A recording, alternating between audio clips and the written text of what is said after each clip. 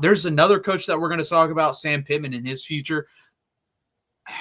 The difference here is expectations, and that's why I would hang on to Sam Pittman, but I'll let you kick this one off, Tyler.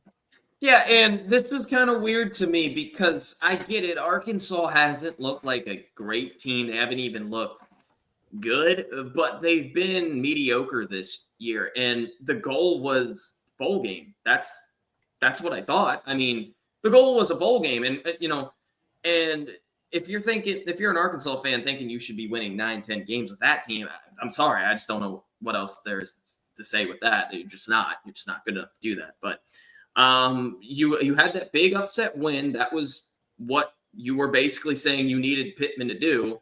And you're more than likely going to win a bowl game.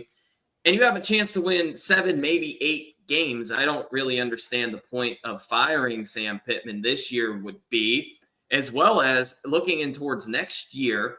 You don't have an incredibly great recruiting class, but you do have a lot of key pieces that could come back next year, including Taylor Green. I think Jaquin Jackson does have eligibility left. I believe he does, yeah. I think he has 1 more year, but it doesn't matter. You have a lot of good running backs behind him anyways. Really solid wide receiving core, probably only going to lose Armstrong, and then your defense should be getting better and better. So for me, I think that would just make no sense if you fire Sam Pittman, unless, here we go again, with you have somebody in mind or somebody you basically already been talking to and a hot name, or at least a guy you think is just going to be way better. But for me, this doesn't really make sense to me if you were to fire Sam Pittman. I thought he's done a pretty solid job this year. Last year and the year before have been disappointing. I get it, but he's kind of building that backbone to this team up again, in which their defensive line is way better than last year. Their offensive line's getting better. So I know it didn't look great against Texas, but Texas has a top 5 defensive line anyway. So to me, this doesn't make sense.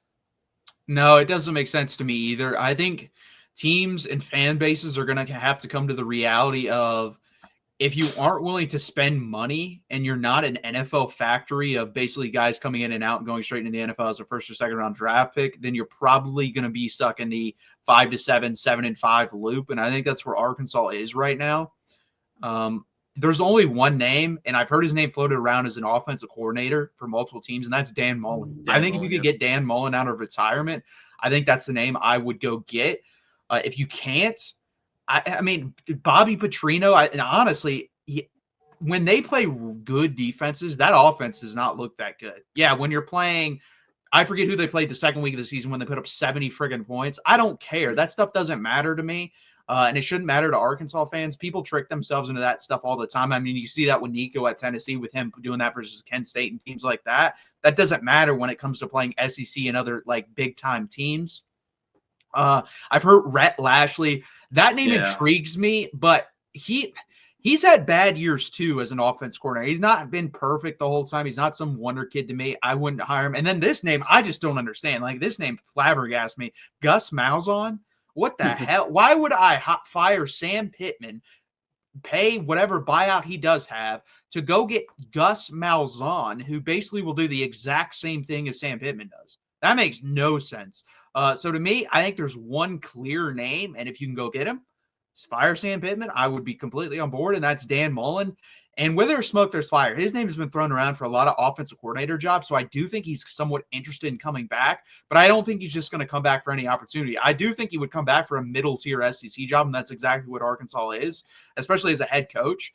And honestly, he's not a great recruiter, but guess what? If Arkansas uses some of that basketball fund money, that Walmart Walt money, that Tyson food money on football, and you combine that with Dan Mullen's acumen as an offensive play caller, I think they could be pretty damn good. I think they could go 8-4, 9-3 every year. Like, that's basically what he was doing at Mississippi State. And I think Arkansas is a better program than Mississippi State. So I would love that hire. Yeah, well, I'll say this. I love Rhett Lashley. He's done an exceptional job at SMU. He's built them up from pretty much, what were they, like a middle grade AAC team? Yeah. And then they won the AAC last year, or the American. Move up this year. They bought their way into the ACC, and they have a chance. They're one game away from the ACC title. So I would like that hire if they were able to steal him from SMU. But that, for me, I feel like that's going to be a taller task than you think, because you'd go from SMU, which you could potentially, get to the playoffs this year, to Arkansas, which is you're how many years away from the playoffs. So I don't know if they could jump towards that. And I'm not trying to say Arkansas is a way worse job. It's not, but I do think that he should stay at SMU. I think that's a pretty good fit for him anyways. But yeah, overall, I think you got to give him one more year. I'm not saying you should extend him for like 10 more years, but for a couple, I would say one more year, with what they have, the core pieces that they have coming back next year. I think they could legitimately get to that 8-4, maybe even 9-3, as that's what they would want. So Yeah, I don't disagree. And that's the thing too with Rhett Lashley at SMU. SMU has a lot of money.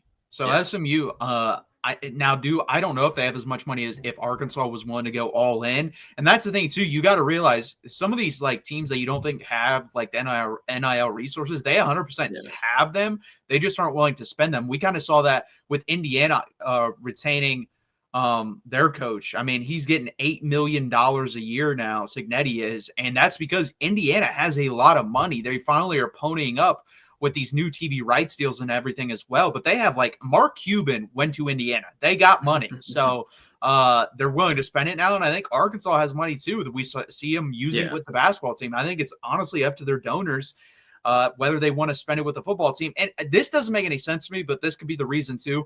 Arkansas wasn't willing to spend the money until they got a big-time coach in John Calipari for basketball. To me, if you spend the money with Sam Pittman, I do think he'll deliver. You saw him deliver before, not with money-wise, but with wins-wise. They won 9 games that one year. And I think if you gave them the right amount of money, they could probably repeat that once in a while. But for whatever reason, they needed a big name heading up that type of program to put money into it, which I don't understand, but hey, what do I know? Yeah, and before we go back to basketball, before Coach Cal, they did have Eric Musselman, who was really, really good for Arkansas. Let's just be honest here. If you're an Arkansas fan, I get last year was kind of an anomaly, but he made it to multiple Elite Eights, multiple Sweet 16s, coached a good bit of NBA players. Obviously, had a really good tenure at Nevada too beforehand. Their athletics are very underrated. They just, I think, what was it, last year or the year before, made it to the national title for baseball. Women's basketball has had some pretty good run-ins too. So, Arkansas is probably one of the most underrated programs in college sports. So, but overall, I would say you got to keep it with Sam Pittman. We're talking about football here.